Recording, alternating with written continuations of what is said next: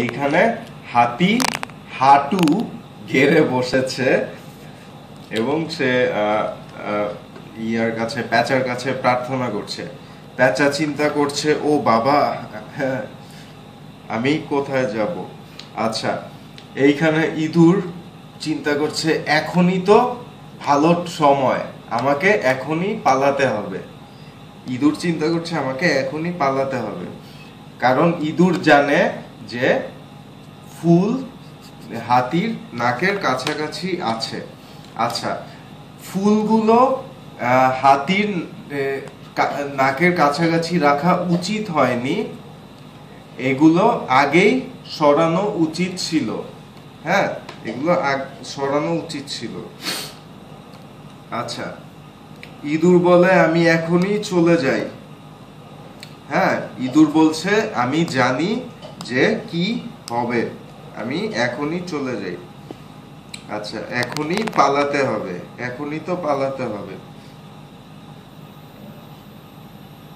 আচ্ছা, ফুল কাছাকাছি আছে, তাই হাতি হাঁচি দিতে পারে, হাতি হাঁচি দিতে পারে। আচ্ছা, পরের ছবি।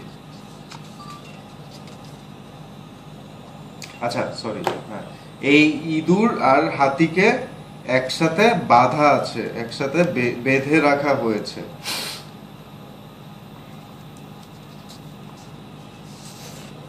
আচ্ছা,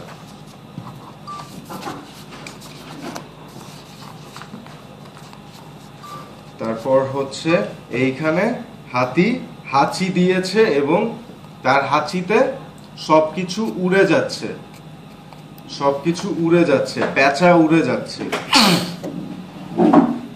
আচ্ছা, ইঁদুর বলছে আমি খুশি, কারণ আমি হাতির পিছনে।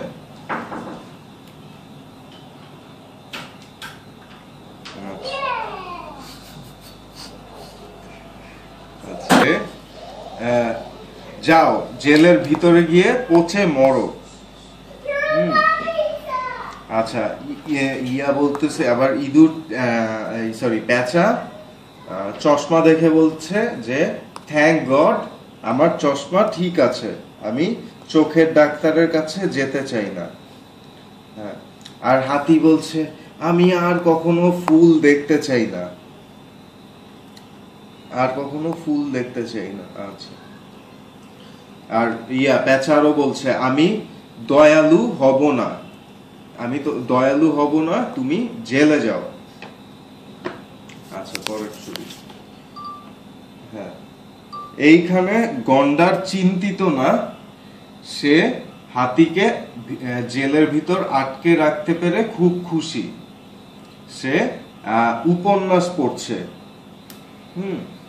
আর গন্ডার চিন্তা করছে আমি হাতির দাঁত বিক্রি করে বাড়ি বানাবো, নতুন বাড়ি। আচ্ছা, গন্ডার হাতিকে আটকে রাখতে পারে, খুব খুশি। আর আর এই ছবিতে এইখানে সবকিছু ধ্বংস হয়ে গেছে। আর পেঁচা বলছে যথেষ্ট হয়েছে, তুমি এখন জেলে পচে মরো। ওকে।